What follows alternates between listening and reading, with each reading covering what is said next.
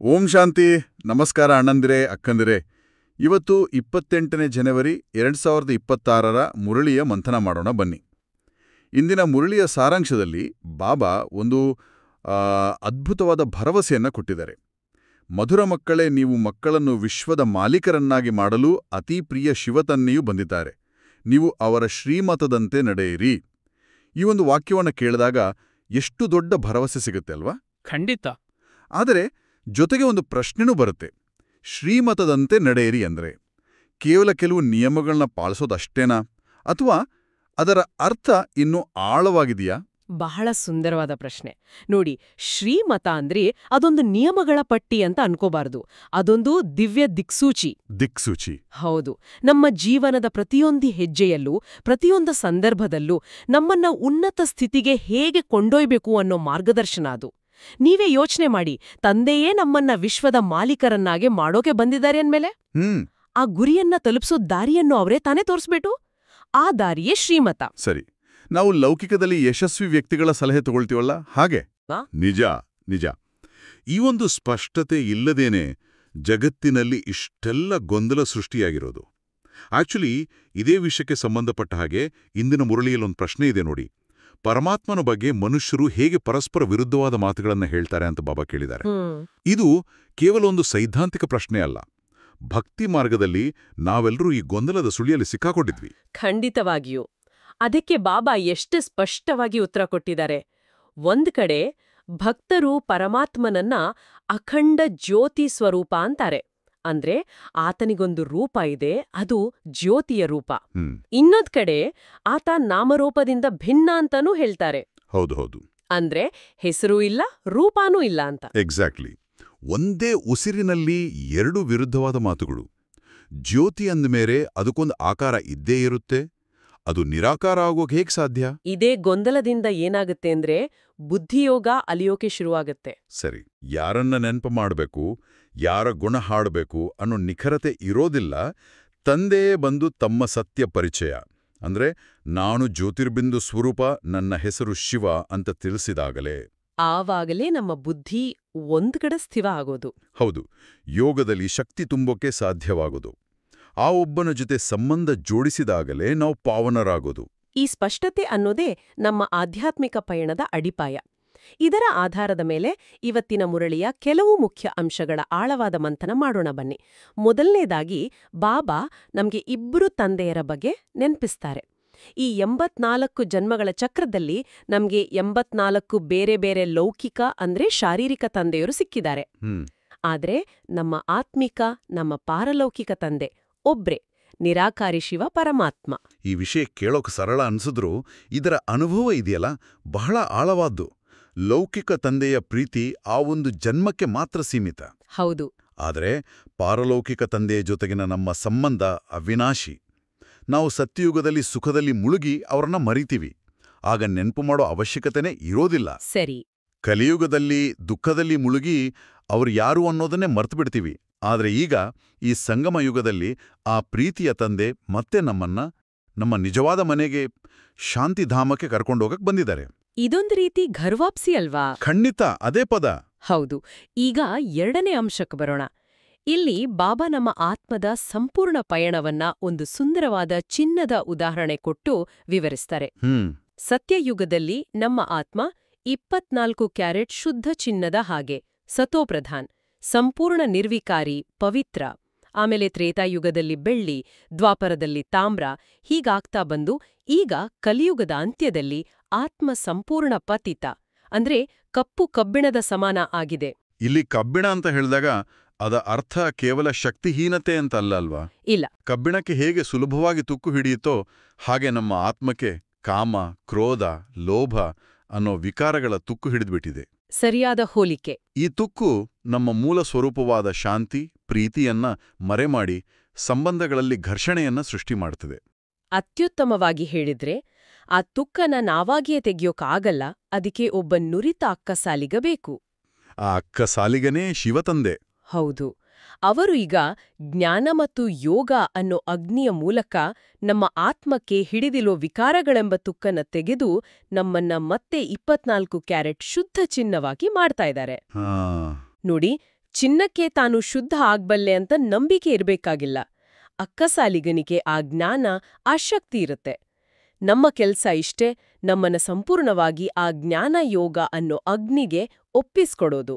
ಸಂಶಯ ಪಡಬಾರದು. ಸಂಶಯವೇ ನಮ್ಮನ್ನ ಆ ಅಗ್ನಿಯಿಂದ ದೂರ ಇಡೋ ಅಡೆತಡೆ. ಈ ಪರಿವರ್ತನೆಯ ಪ್ರಕ್ರಿಯೆ ನಡೆಯೋದೇ ಒಂದು ವಿಶೇಷವಾದ ಸಮಯದಲ್ಲಿ ಅಲ್ವಾ? ಹೌದು. ಅದೇ ಮುಂದಿನ ಪಾಯಿಂಟ್, ಸಂಗಮ ಯುಗದ ಮಹತ್ವ. ಖಂಡಿತ. ವಿಶ್ವದ ಇತಿಹಾಸ, ಭೂಗೋಳ ಪುನರಾವರ್ತನೆ ಆಗುತ್ತೆ. ಕಲಿಯುಗದ ನಂತರ ಮತ್ತೆ ಸತ್ಯಯುಗ ಬರ್ಲೇಬೇಕು. ಆದ್ರೆ ತುಕ್ಕು ಹಿಡಿದ ಕಬ್ಬಿಣದ ಯುಗವನ್ನ ಚಿನ್ನದ ಯುಗವಾಗಿ ನೇರವಾಗಿ ಬದಲಾಯಿಸೋಕೆ ಆಗಲ್ಲ. ಅದಕ್ಕೊಂದು ಮಧ್ಯಂತರ ಸಮಯ ಬೇಕು. ಬೇಕೇ ಬೇಕು. ಅದಕ್ಕೊಂದು ಮಧ್ಯದ, ಚಿಕ್ಕದಾದ, ಆದ್ರೆ ಅತ್ಯಂತ ಶಕ್ತಿಶಾಲಿಯಾದ ಯುಗ ಬೇಕು. ಅದೇ ಈ ಕಲ್ಯಾಣಕಾರಿ ಸಂಗಮ ಯುಗ. ಇದು ಪುರುಷೋತ್ತಮರಾಗುವ ಯುಗ. ಸ್ವಯಂ ಭಗವಂತನೇ ಭೂಮಿಗೆ ಬಂದು ನರಕವಾಸಿಗಳನ್ನ ಸ್ವರ್ಗವಾಸಿಗಳನ್ನಾಗಿ ಪರಿವರ್ತಿಸೋ ಅದ್ಭುತ ಸಮಯ ಇದು. ಈ ಸಂಗಮ ಯುಗದ ಪರಿವರ್ತನೆಯ ಶಕ್ತಿ ನಿಜಕ್ಕೂ ಅದ್ಭುತ. ಆದ್ರೆ ಈ ಪರಿವರ್ತನೆ ಯಾಕೆ ಬೇಕು? ಯಾಕಂದ್ರೆ ಬಾಬಾ ಹೇಳೋ ಹಾಗೆ ನಾವು ಸದ್ಯ ಇರೋದು ಹೂದೋಟದಲ್ಲ, ಬದಲಿಗೆ ಮುಳ್ಳುಗಳ ಕಾಡಿನಲ್ಲಿ. ಹೌದು. ಈ ಮುಳ್ಳುಗಳ ಕಾಡು ಅನ್ನೋ ರೂಪಕ ಇವತ್ತಿನ ಡಿಜಿಟಲ್ ಜಗತ್ತಿಗೂ ಎಷ್ಟು ಸರಿ ಹೊಂದುತ್ತೆ ಅಲ್ವಾ? ಹೇಗೆ? ಸೋಷಿಯಲ್ ಮೀಡಿಯಾದಲ್ಲಿ ಒಂದು ಸಣ್ಣ ಕಮೆಂಟ್ ಕೂಡ ಮುಳ್ಳಿನ ಹಾಗೆ ಚುಚ್ಚಿ ದಿನಾವಿಡೀ ಮನಸ್ಸನ್ನ ಘಾಸಿಗೊಳಿಸಬಹುದು. ನಿಜ. ಬಾಬಾ ಹೇರೋ ಮುಳ್ಳುಗಳು ಅಂದ್ರೆ ಕೇವಲ ಕಾಮ, ಕ್ರೋಧದಂತಹ ದೊಡ್ಡ ವಿಕಾರಗಳಲ್ಲ. ನಮ್ಮ ದಿನನಿತ್ಯದ ಸಣ್ಣಪುಟ್ಟ ನೆಗೆಟಿವ್ ಮಾತುಗಳು, ಇತರರ ಬಗ್ಗೆ ಮಾಡೋ ತೀರ್ಪುಗಳು, ಅಸೂಯೆ ಭಾವನೆಗಳು, ಅದೆಲ್ಲ ಸೇರಿದೆ. ಇಂತಹ ಮುಳ್ಳಿನ ಕಾಡನ್ನ ಮತ್ತೆ ಹೂದೋಟವನ್ನಾಗಿ ಪರಿವರ್ತಿಸಲೇ ತಂದೆ ಬಂದಿದ್ದಾರೆ. ಅದಕ್ಕಾಗಿಯೇ ಅವರಿಗೆ ಬಬಲ್ನಾಥ್ ಅಂತ ಹೆಸರು. ಅಂದ್ರೆ ಮುಳ್ಳುಗಳನ್ನ ಹೂವುಗಳನ್ನಾಗಿ ಮಾಡುವ ಒಡೆಯ. ಹೌದು. ಅವರು ನಮ್ಮಲ್ಲಿರೋ ವಿಕಾರಗಳೆಂಬ ಮುಳ್ಳುಗಳನ್ನ ತೆಗೆದು ನಮ್ಮನ್ನ ಜ್ಞಾನ, ಗುಣ, ಶಕ್ತಿಗಳಿಂದ ತುಂಬಿದ ಸುಗಂಧಭರಿತ ಹೂಗಳನ್ನಾಗಿ ಮಾಡ್ತಾರೆ. ಈ ಕಾಡಿನಿಂದ ಹೊರಗ್ ಬರೋದು ಅಂದ್ರೆ ಆನ್ಲೈನ್, ಆಫ್ಲೈನ್ ಎರಡೂ ಕಡೆ ನಮ್ಮ ಮಾತನ್ನ, ನಮ್ಮ ಸಂಕಲ್ಪವನ್ನ ಹೂವಿನ ಹಾಗೆ ಪರಿವರ್ತಿಸೋದು. ಅಂತಹ ತಂದೆಯ ಮೇಲೆ ನಮಗೆ ಎಷ್ಟೊಂದು ಪ್ರೀತಿ ಇರಬೇಕು. ಲೌಕಿಕ ತಂದೆಗಳು ಈ ವಿಕಾರಗಳ ಜಗತ್ತಿನಲ್ಲಿ ನಮಗೆ ಜನ್ಮ ಕೊಟ್ರೆ, ಈ ಪಾರಲೌಕಿಕ ತಂದೆ ನಮ್ಮನ್ನ 21 ಜನ್ಮಗಳಿಗಾಗಿ ಈ ವಿಕಾರಗಳೆಂಬ ಕೆಸರಿನಿಂದ ಹೊರತೆಗೆದು ಪಾವನರನ್ನಾಗಿ ಮಾಡ್ತಾರೆ. ಈ ಪರಿವರ್ತನೆಯ ನಂತರ ನಮ್ಮ ಸ್ಥಿತಿ ಹೇಗಿರುತ್ತೆ ಅನ್ನೋದನ್ನ ಬಾಬಾ 5ನೇ ಅಂಶದಲ್ಲಿ ವಿವರಿಸ್ತಾರೆ. ನಾವು ಕೇವಲ ಸಾಮಾನ್ಯ ವ್ಯಕ್ತಿಗಳಲ್ಲ, ನಾವು ಸ್ವರ್ಗದ ಮಾಲೀಕರಾಗ್ತಿದ್ದೇವೆ. ಇವತ್ತಿನ ಪ್ರಧಾನಮಂತ್ರಿಗಳ ಅಥವಾ ರಾಷ್ಟ್ರಪತಿಗಳ ಬಂಗಲೆಗಳು ಎಷ್ಟೇ ಸುಂದರವಾಗಿರಬಹುದು, ಆದ್ರೆ ಸ್ವರ್ಗದಲ್ಲಿ ನಮ್ಮ ವೈಭವದ ಮುಂದೆ ಅದೆಲ್ಲ ಏನೂ ಅಲ್ಲ. ಅಲ್ಲಿ ವಜ್ರವೈಢೂರ್ಯಗಳಿಂದ ಕೂಡಿದ ಮಹಲ್ಗಳು ನಮಗಾಗಿ ಕಾಯ್ತಾ ಇವೆ. ಈ ಚಿತ್ರವನ್ನು ಬುದ್ಧಿಯಲ್ಲಿ ತರೋದು ಕೇವಲ ಒಂದು ಕಲ್ಪನೆ ಅಲ್ಲ, ಇದೊಂದು ಸ್ಮೃತಿ. ಹೌದು, ಸ್ಮೃತಿ. ನಾವು ಹೇಗಿದ್ವಿ ಮತ್ತು ಹೇಗೆ ಆಗ್ಲಿದ್ದೇವೆ ಅನ್ನೋ ಸ್ಮೃತಿ. ಅಲ್ಲಿನ ಪೀಠೋಪಕರಣಗಳು, ಉಯ್ಯಾಲೆಗಳು ಎಲ್ಲವೂ ಚಿನ್ನದ್ದಾಗಿರುತ್ತೆ. ಪ್ರಕೃತಿಯು ಸತೋಪ್ರಧಾನವಾಗಿರುತ್ತೆ. ಈ ದೈವಿ ವೈಭವದ ನಶೆ ಇದ್ರೆ ವರ್ತಮಾನದ ಸಣ್ಣಪುಟ್ಟ ಮಾತುಗಳು, ಸಮಸ್ಯೆಗಳು ನಮ್ಮನ್ನ ಅಲುಗಾಡ್ಸೋಕ್ ಸಾಧ್ಯನೇ ಇಲ್ಲ. ಅದು ನಮ್ಮ ಪುರುಷಾರ್ಥಕ್ಕೆ ಶಕ್ತಿ ತುಂಬುತ್ತೆ. ಖಂಡಿತ. ಮತ್ತು ಈ ಸಂಪೂರ್ಣ ಪರಿವರ್ತನೆಯನ್ನ ಮಾಡುವ ತಂದೆಯನ್ನ 6ನೇ ಅಂಶದಲ್ಲಿ ಜಾದೂಗಾರ ಅಂತ ಕರೆಯಲಾಗಿದೆ. ನನಗೆ ಯಾವಾಗ್ಲೂ ಈ ಜಾದೂಗಾರ ಅನ್ನೋ ಪದ ಬಹಳ ಇಷ್ಟ ಆಗುತ್ತೆ. ಯಾಕೆಂದ್ರೆ ನಾವು ನೋಡ್ತಿರೋ ಪರಿವರ್ತನೆ ನಿಜಕ್ಕೂ ಒಂದು ಪವಾಡದ ಹಾಗೆ. ಇದು ಕಣ್ಕಟ್ಟಿನ ಜಾದೂ ಅಲ್ಲ, ಇದು ಚಾರಿತ್ರ್ಯ ಪರಿವರ್ತನೆಯ ಸತ್ಯವಾದ ಜಾದೂ. ಮೊದಲು ಅತಿಯಾಗಿ ಕೋಪ ಮಾಡ್ತಿದ್ದೋರು ಈಗ ಶಾಂತ ಸ್ವರೂಪರಾಗಿದ್ದಾರೆ. ಚಿಂತೆ ಮಾಡ್ತಿದ್ದೋರು ನಿಶ್ಚಿಂತರಾಗಿದ್ದಾರೆ. ಇದು ಯಾವುದೇ ಲೌಕಿಕ ಚಿಕಿತ್ಸೆಯಿಂದ ಸಾಧ್ಯವಾಗದ ಪರಿವರ್ತನೆ. ಇದಲ್ವೇ ನಿಜವಾದ ಜಾದೂ? ಖಂಡಿತ. ಜ್ಞಾನಧನ ಇಲ್ಲದೆ ಸುಖಶಾಂತಿಗಾಗಿ ಎಲ್ಲರ ಮುಂದೆ ಕೈಚಾಚುತ್ತಿದ್ದ ಭಿಕ್ಷುಕನನ್ನ ಜ್ಞಾನ ಗುಣಗಳಿಂದ ಸಂಪನ್ನನಾದ ವಿಶ್ವದ ರಾಜಕುಮಾರನನ್ನಾಗಿ ಮಾಡೋದಕ್ಕಿಂತ ದೊಡ್ಡ ಜಾದೂ ಇನ್ನೊಂದಿದೆಯಾ? ಇಲ್ಲ. ಈ ಅದ್ಭುತ ಪರಿವರ್ತನೆಯನ್ನ ನಾವು ಈಗ ಸಂಗಮಯುಗದಲ್ಲಿ ಅನುಭವಿಸುತ್ತಿದ್ದೇವೆ. ನಮ್ಮ ಜೀವನವೇ ಇದಕ್ಕೆ ಸಾಕ್ಷಿ. ಈ ಎಲ್ಲ ಜ್ಞಾನದ ಅಂಶಗಳನ್ನ ನಮ್ಮ ಜೀವನದಲ್ಲಿ ಅಳವಡಿಸಿಕೊಳ್ಳೋಕೆ ಈಗ ಧಾರಣೆಗಾಗಿ ಇರುವ ಮುಖ್ಯ ಸಾರವನ್ನ ನೋಡೋಣ. ಮೊದಲನೆಯದು, 1. ಹೂದೋಟದಲ್ಲಿ ಹೋಗಬೇಕಾಗಿದೆ, ಆದ್ದರಿಂದ ಸುಗಂಧಭರಿತ ಹೂಗಳಾಗಬೇಕಾಗಿದೆ. ಯಾರಿಗೂ ದುಃಖವನ್ನು ಕೊಡಬಾರದು. ಒಬ್ಬ ಪಾರಲೌಕಿಕ ತಂದೆಯೊಂದಿಗೆ ಸರ್ವಸಂಬಂಧಗಳನ್ನು ಜೋಡಿಸಬೇಕಾಗಿದೆ. 2. ಶಿವತಂದೆಯು ಪ್ರಿಯಾತಿಪ್ರಿಯನಾಗಿದ್ದಾರೆ, ಅವರೊಬ್ಬರನ್ನೇ ಪ್ರೀತಿ ಮಾಡಬೇಕಾಗಿದೆ. ಸುಖದಾತ ತಂದೆಯನ್ನು ನೆನಪು ಮಾಡಬೇಕಾಗಿದೆ. ಈ ಎರಡೂ ಅಂಶಗಳು ನಾವು ಮಂಥನ ಮಾಡಿದ ವಿಷಯಗಳ ಸಾರಾಂಶ ಇದ್ದ ಹಾಗೆ. ಹೂವಾಗೋದು ಅಂದ್ರೆ ನಮ್ಮ ಮಾತು, ಕರ್ಮ, ಸಂಕಲ್ಪಗಳಿಂದ ಯಾರಿಗೂ ನೋವು ಕೊಡದೆ ಎಲ್ಲರಿಗೂ ಸುಖದ ಸುಗಂಧವನ್ನ ಹಂಚೋದು. ಹೌದು. ಮತ್ತು ನಮ್ಮ ಬುದ್ಧಿಯೋಗವನ್ನ, ನಮ್ಮ ಸರ್ವ ಸಂಬಂಧಗಳನ್ನ ಆ ಒಬ್ಬ ಪಾರಲೌಕಿಕ ತಂದೆ ಜೊತೆ ಜೋಡಿಸಿದಾಗ ಮಾತ್ರ ಇದು ಸಾಧ್ಯ. ಇಂದಿನ ವರದಾನ ನಮ್ಮ ಈ ಪುರುಷಾರ್ಥಕ್ಕೆ ಇನ್ನಷ್ಟು ಶಕ್ತಿ ತುಂಬುತ್ತೆ. ವರದಾನ ಹೀಗಿದೆ: ಯಾರಲ್ಲಿಯೂ ಕೊರತೆ, ಬಲಹೀನತೆಗಳನ್ನು ನೋಡದೆಯೇ ತಮ್ಮ ಗುಣ ಅಥವಾ ಶಕ್ತಿಗಳ ಸಹಯೋಗವನ್ನು ಕೊಡುವಂತಹ ಮಾಸ್ಟರ್ ದಾತಾಭವ. ಈ ವರದಾನದ ಆಳವನ್ನ ಅರ್ಥ ಮಾಡ್ಕೊಳ್ಳೋಣ. ಮಾಸ್ಟರ್ ದಾತ ಅಂದ್ರೆ ಕೇವಲ ಜ್ಞಾನವನ್ನ ಕೊಡೋದಷ್ಟೇ ಅಲ್ಲ. ನಮ್ಮ ಸಂಪರ್ಕಕ್ಕೆ ಬರೋ ಪ್ರತಿಯೊಂದು ಆತ್ಮದ ವರ್ತಮಾನದ ದೌರ್ಬಲ್ಯಗಳನ್ನ, ಕೊರತೆಗಳನ್ನ ನೋಡ್ದೆ ಅವುಗಳನ್ನ ದಾಟಿ ಅವರಲ್ಲಿರೋ ಮೂಲ ಸಂಸ್ಕಾರವನ್ನ, ಅವರ ವಿಶೇಷತೆಯನ್ನ ನೋಡೋದು ಮತ್ತು ನಮ್ಮಲ್ಲಿರುವ ಗುಣಶಕ್ತಿಗಳ ಸಹಯೋಗವನ್ನ ಅವರಿಗೆ ಕೊಡೋದು. ಇದಕ್ಕೆ ಒಂದು ಉದಾಹರಣೆ ಅಂದ್ರೆ, ಒಬ್ರು ಧೈರ್ಯ ಕಳ್ಕೊಂಡಿದ್ರೆ ಅವರಿಗೆ ಉಪದೇಶ ಮಾಡೋ ಬದಲು ನಮ್ಮ ಧೈರ್ಯದ ಶಕ್ತಿಯ ವೈಬ್ರೇಷನ್ ಕೊಡೋದು. ಒಬ್ರು ಅಶಾಂತಿಯಿಂದ ಬಳಲ್ತಿದ್ರೆ ಅವರಿಗೆ ನಮ್ಮ ಶಾಂತಿಯ ಸಂಕಲ್ಪಗಳನ್ನ ಕೊಡೋದು. ಇವರು ಹೀಗೆ ಇದ್ದಾರೆ, ಇವರು ಬದ್ಲಾಗಲ್ಲ ಅಂತ ಸಂಕಲ್ಪ ಮಾಡೋ ಬದಲು ಇವರನ್ನು ನಾನು ನನ್ನ ತಂದೆಯ ಸಮಾನ ಮಾಡೋಣ ಅನ್ನೋ ಶುಭ ಭಾವನೆ, ಶ್ರೇಷ್ಠ ಕಾಮನೆ ಇರ್ಬೇಕು. ಹೌದು. ನನಗೆ ನೆನಪಿದೆ, ಒಮ್ಮೆ ಒಬ್ಬ ಸಹೋದರರು ಬಹಳ ಚಿಂತೆಯಲ್ಲಿದ್ರು. ನಾನು ಅವರಿಗೆ ಜ್ಞಾನದ ಪಾಯಿಂಟ್ ಹೇಳೋ ಬದಲು ಸುಮ್ಮನೆ 5 ನಿಮಿಷ ನನ್ನ ಶಾಂತಿಯ ಸಂಕಲ್ಪಗಳನ್ನ ಕೊಟ್ಟೆ.